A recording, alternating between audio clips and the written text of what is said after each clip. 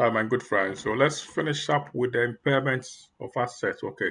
So we've looked at a simple definition in terms of the what impairment means, what an asset means from the conceptual framework dimension. Okay. We've looked at what recoverable amount is, how to get the recoverable amount in terms of looking for the higher of the fair value, less cost to sell, or value in use, where we discount future cash flows to get a present value. And after which we compare the recoverable amount to the carrying amount of in the books, okay? And then we look out for the difference. If it happens that the recoverable is lower than the carrying amount, we impair it, okay, and we charge it to the books, okay. Now, what if there is we want to reverse an impairment? So initially we thought there's an impairment, but it turns out that no, things situations have changed. How do we reverse it? Okay, take an example. Let's take an example. Let's go to our slides, sharing my slides now, and then we move on. Okay, so this is where we ended. This is where we pull the brakes for the first segment. So I'm just going to move away from this straight ahead and launch into the text. Okay, so this is what we looked at, that we will have to compare our current amount, okay, to the recoverable amount. Okay, and this is the higher of this and this. And if there is a difference, we pick it up. Okay, so there could be changes in recoverable amount, like I'm saying. Sometimes the events we might have anticipated that this will cause an impairment in the asset turns out to be actually better than what we thought that would have been unfavorable. If it happens, the recoverable amount will have to be recalculated, and the previous impairment which we may have recognized in the books, we need to reverse it. Okay, so here the reversal is recognized immediately in the profit and loss. Okay, and if the previous impairment was charged to a revaluation surplus account, then again the reversal is recognized immediately as other comprehensive income and credited back to the revaluation surplus. Okay, now the reversal must not increase the value of the assets above its depreciated original cost. Okay, that is the value that it would have had if no impairment had been recorded. We don't have to exceed that. Okay, we don't have to exceed that. All right. Now let's take an example. Mono company on 1st January 2013. Okay, this is a beautiful one. Purchase a machine at a cost of 24,000. The machine is expected to be depreciated using straight line over a useful life of 8 years, no residual value. 8 years, no residual value, right? 1st January, I will just highlight the key items. And then 24 depreciated over what? 8 years. Quite easy. 24 over 8. 31st December 2014. How many years? The whole of January 20 up to 2013 December, and then February, the whole of 31st December, the whole of 2014, the whole year, 2 years. He said at 31st December, the machine was impaired by 4,500 with no change in its estimated useful life. Still remains the useful life from original date, 8 years, right? Then at 31st December 2016, conditions which had actually caused the impairment were reversed. And then the recoverable amount is now slated to be 16,000. Now we need to start breaking this down, working it one after the other, okay, to reverse it backwards, okay. Now look at the date. Ordinarily, what would you have thought from 2013, 14, 15, 16, okay? So 2013, 14, 15, 16 would have been 4 years, right? Ideally. We would have depreciated this 24 over 4 years. Okay. But remember, 2 years into it, we thought it has been impaired by 4,500. But later, in the 4th year, we thought that, hey, watch this carefully. Actually, the recoverable amount is 16,000, not what we have calculated and kept in the books. How should this be reflected? Okay, so in the first instance, like I said, it would have been simply 24,000 divided by the 8 initially, so that every year we'll be charging. Every year we'll be charging, okay? Now, if we should keep it this way, okay, 2014, leaving a current amount of at 31st December, at the end of 2014, okay, the 2 years, it would have been left with 8,000. You will agree. Year one is 3,000. Year two will be 3,000, 6,000. Taking it out from this 24,000, after 2 years, we would have gotten this. Okay. But for the fifth year, when we went to the fifth year, following the impairment, the current amount is reduced to 13,500. It means that at this point, we realize that the 18,000 should actually have been reduced downwards by 4,500, giving us 13,500. This is what we would have captured in the books. Again, with a useful life of how many? 6 years remaining. Okay, at the end of the 2 years, at the end of the 31st December 2014. So useful life still remains 6 years. So we would have then gone ahead to depreciate the 13,500 by 6 years, which means every year we'll be depreciating by 2,250. So at the end of 31st December, what we have calculated in our books would have been our 13,500 minus what? 2,250. Okay, 2,250. And again, another 2,250 because it was for 2 years, which gives us a figure of 9,000. But then we were told that, listen, at this time, the figure recoverable should actually be 16,000. What do we do? Okay, so these same sketches you see up there is what we've sequentially worked down there. 1st January 2014, 24,000, right? Depreciation for the 2 years. You could decide to make it step by step for the 2 years, okay? Or the first year is 3,000. So it will be 24,000 minus 3,000, which gives us what? 21, okay? 21, right? And then in the second year, we would have taken out a 3,000, okay? Which gives us our 18,000, this figure. Okay, so this is year one depreciation, okay? This is year two depreciation. So we get this. Okay, year one, remember, would have been 2013, the whole of 2013. Year two would have been 2014, right? Then we get this as 18,000. But at 2014, we realize that there's an impairment. So we subtract the impairment from it, okay? Then this is the net book value we got at 2014, again, at 2014, the same year, okay? That becomes our current amount, okay? Our current value or current amount in the books. Then we go down and realize that if we want to depreciate one step at a time, okay, for year one, for 2015, okay, 2015 would have been what? The 2,250. Subtract the 13, okay, 13,500, subtract the 2,250 from it, and it would have given us 11, okay. It would have given us, so if we had our 13,500, subtracting this, it would have given us 11,250, right? And then for 2016, we would have also subtracted again to 250 from this figure, which should give us this 9,000. You could decide to expand your calculation, detailing it out year by year. That's okay. That makes life easy for you. Use it, okay?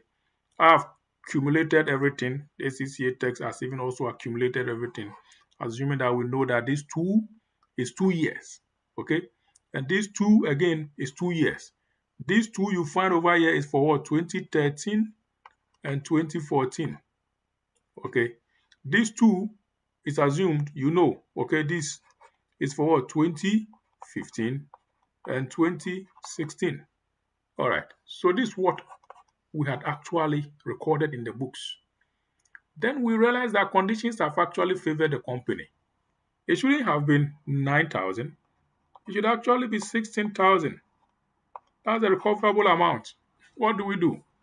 Okay, what do we do? So following the impairment, we realized that things have changed, benefiting the company. So the increase should only be restricted. Okay, so this is where we should be careful at. Assuming we had continuously impaired these assets, assuming we had continuously impaired it, it would have been 24,000 divided by or multiplied by how many? 4 years. Okay. Okay. Divided by the 8. How many? 8 years. Okay. And whatever we get should be the yearly. Okay. Should be the yearly 3,000 times 4 years. Okay. Times 4 years. That's the depreciation times 4 years. So it should have been 12,000. Okay. So ideally, we would have had our 24,000, assuming there was no impairment, minus the depreciation, 12,000, should give us another 12,000 as our net book value, okay, or our carrying amount. This is what should have been. Now, after we have done our analysis, we realize that it is actually 9,000 at the end of the 4 years, okay, per our impairment review and everything at the end of 4 years. But in reality, when we checked, we said, no, this shouldn't have been 9,000. It should have been 16,000. What we have to do is that you don't have to reinstate it up to 16,000. Make sure the 16,000 will be juxtaposed to this 12,000 so that it doesn't exceed the cost at which we would have recorded it less the original depreciation. Okay. So here the 12,000, like I mentioned. Okay. Now, what the increase in value? The increase in value will simply be our 9. So if you look at this scenario, the 16 against the 9, would you pick everything? No. You simply have to adjust this 9,000 not to the 16 but to the 12,000 here. Not to the 16 but to the 12. Okay. So you would have realized that this 12,000 should have been what we should record. Very easy. This is what we should have recorded. But it happens that we have done some adjustment and everything, so it comes down to 9,000. And then situations tell us that it should be 16,000. Would you want to record your 16,000? I'm moving to this screen because the other screen is almost messed up with all my ink. So 16,000 versus the 9,000. Which one would you pick? Would you just pick 16,000 because that's a new value? No. You should pick the 9,000 and adjust it to the 12,000. We need the 12,000 to be in our books. So what do we have to do to the 9,000 to get the 12,000? We just add 3,000. So we can recognize this extra 3,000. Okay, only this extra 3,000. Don't be tempted to subtract this from this and get 7,000 and recognize this as extra. No, don't do that.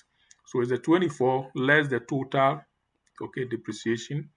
We get 12,000. And then we then adjust the 12,000. This 12,000 is not the depreciation figure. It is the net figure which we could have had, minus the 9,000 which we had already computed and brought here as a carrying amount. Okay, this 9,000. Okay, which gives us an extra 3,000. This extra 3,000 is what we'll credit to the statement of profit and loss, sometimes under comprehensive income. Okay, that is it. Cash generating unit, that will be what we use to wrap up. Okay, so we talk of the smallest identifiable group of assets for which independent cash flows are identifiable. They work together. They are a team. Okay, and they pull resources together to generate cash for the company, value for the company. An example is given. For example, in a college, independent cash flows are not identifiable for each piece of furniture, or maybe even all the furniture within each classroom. And it is necessary to combine all the assets at a particular location to identify the independent cash flows. Go to a catering shop, you see that, or a restaurant, you see that the items that give rise to value at the restaurant are a lot. The oven, the refrigerator, the cooking utensils, okay, name them. We need the oven to bake things. We need the refrigerator to store things. We need the cooker. We need the utensils to fry stuff. So they work together as a cash generating unit. Okay.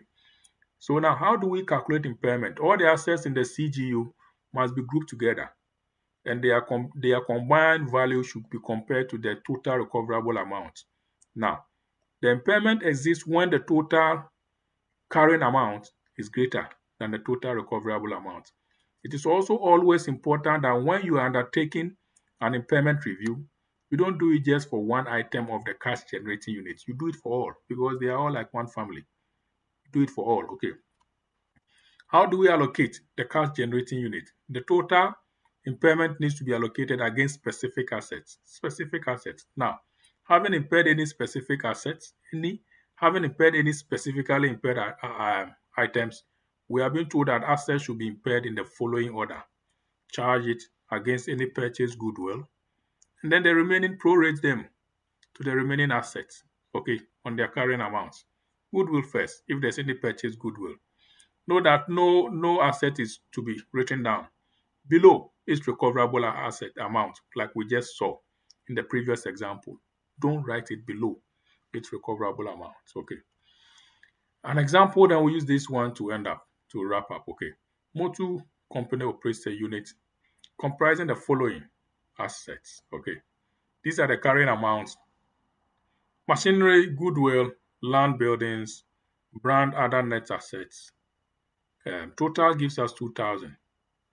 On 30th April, okay, on 30th April, let me see the date at the top. I cannot hide. Okay, 30th April, yeah. On 30th April, following a period of adverse publicity, company decided to scrap the brand. They scrapped the brand. Okay, an impairment review was established that recoverable amount of the unit at 30th April was this, 1,170, not the 2 million. Okay. The other assets are stated in their recoverable amount. How would this impairment be allocated against the various assets? Okay, all right.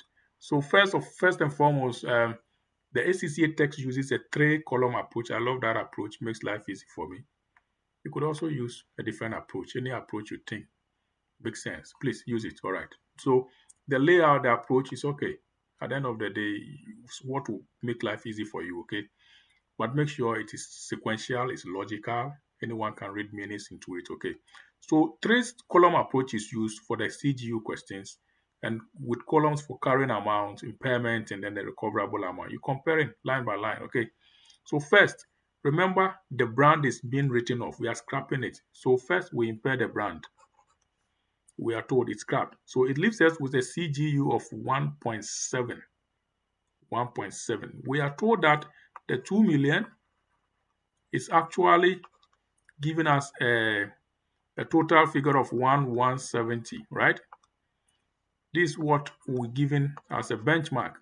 But we are told that the brand is totally scrapped off. Okay. What is the value of the brand? 300. So the whole of 300 is taken out. So if you take 2 million, okay, and you take off 300, you get 1,700, right? Then we compare the remaining 1,700, okay, versus the 1,170. Okay, brand is totally scrapped off. Okay, so it is the 1,700 versus the 1,170. That's the next thing we look at for. Okay, so like I'm saying, the 2 million, take out your 300. Okay, complete the carrying amount column for the questions, totally 1,700, then enter the total for the recoverable and impairment. Okay, so it tells us that if we're comparing our 1,700 to what has been told that it is now the recoverable amount, we get a figure of what? 530, which is this figure. Okay, this we must allocate one after the other. Now, first we start with the goodwill, and then the rest we just apportion it. Okay, what is the goodwill figure in the question? 180. So the whole of 180 will be gone. Remember, the whole of this will be gone. The whole of this must also be gone. And then the remaining, the land and building, machinery, other assets will be prorated. Okay, will prorate it. So the remaining, okay, the remaining 350 will then be prorated. Okay, will be prorated. Allocated against the remaining assets, machinery, land, based on their carrying amount. Okay, how do we work it? It's simple. It's like finding ratio and proportion. Okay, it's simple. Okay, so let me just go one step back. This is gone. This is gone. So the remaining items will be what? 500 plus what? 900 plus what else? This is gone, plus the 120. Okay, plus the 120. All right. 5 and 9 and 120 just to be sure. Okay. 1520. So 1520. 1520. So if I want to prorate it, I pick my 500 over 1520 and multiply it by the amount. Okay, the amount we have seen in this figure should be what? The 530, 180 is gone. So this minus 180 gives us 350. Okay, 350. So if I should pick this item of machinery, it will be my 500. 500, I hope you can see, over my Y520 times the 350. Okay, in the same way for land and building, it will be my 900 over 1520 times my 350. And then for other assets, it will be my 120 over my 1520 times 350. Logically, okay? Logically. All right, so that's it. And when you work, we should get this. Okay, did I get one calculation wrong? I think I did. I missed one item. Okay, so the machinery and land total gives us 500 and 900. Okay, in this scenario, what we are assuming is that, but otherwise, what we are assuming is that the net assets are not fixed assets. Okay, this is where I find it a little challenging. Okay, but in any exams, we wouldn't confuse you that much. We wouldn't confuse you. We'll clearly specify that maybe instead of writing other net assets, we'll just make it motor vehicles. Then you know that it is allocated. Okay. But in this particular scenario, it is assumed that other net assets are not really non-current assets, which raises question. It makes the question quite ambiguous. So clearly, we could have stated it that it is the vehicles, or these are current assets in that case, okay, in which case we would have exempted it, okay. But if it is a vehicle, we would have added a 500, okay, to the 900 to the 120, which gives us 1520 times the 350. In an exams, if you had used this logically, you will be graded. Okay, you will be graded. Nobody will mark you down because at the end of the day, your classification included other net assets as part of non-current assets, given the information in the question. The information is so scanty, it doesn't give us anything. Okay, so all things being equal, assuming we had used just the 2, gives us 1400. Okay, if you had used the 3, still you would have gotten some good figure over there. Okay, so the whole of machinery is the calculation. Okay, what you could have found using the prorater. So subtract it from your carrying amount and you get your recoverable. The whole of goodwill, like we know, is knocked off, gone. Brand is knocked off, gone. Okay, and here if we had assumed this was standing alone, then we just leave it that nothing has knocked off and it remains as it is. But in reality, if I'm working this, I would have knocked that one off as well. I would include it unless there's a clear-cut caveat telling me that this is exempt from the pool of assets we want to allocate or want to impair, then that one we can leave it that way. Otherwise, we'll knock everything off as well and get the recoverable amount. Then at the end of the day, you end up getting 170. If you use the format where it is 500 over 1520 against the 350 here, okay, the same way 900 over 1520 against the 350 here, and then you use 120 over 1520 against the 350. The answers you get, okay, let's try 500 by 1520, okay, times 350 gives you, no, I've made a mistake, 500 by 1520 times 350 gives us 115. you realize that this gives us 115.13 roughly. You realize that the second scenario would have given us 900 by 1520, okay, times 350 gives us 207 for this one, 207.34, okay, 0.34. Then if you go down and work for the other one, okay, for the other one, which is 120 by 1520 times 350 gives us a figure of some 27. Okay. And then match it and see. Okay, match it and see. 27.63. Okay.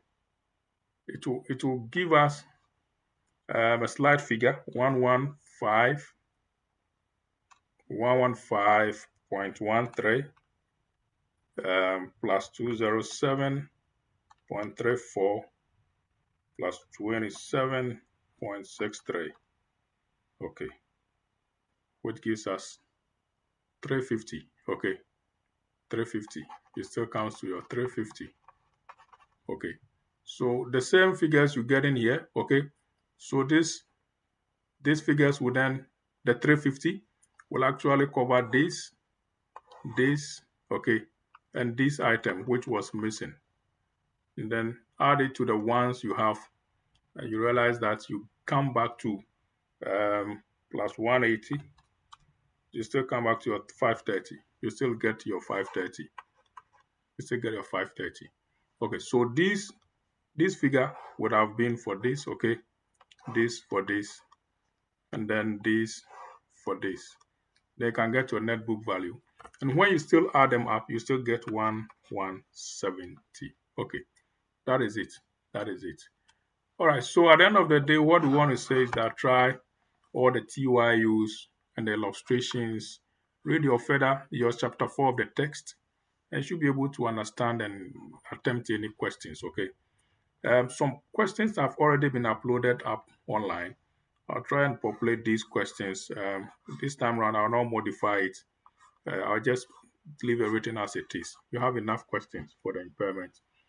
That should be it for now, friends. So that's it. That's it. Again, interestingly, it's gone for 27 minutes. I thought this would be like 15 minutes.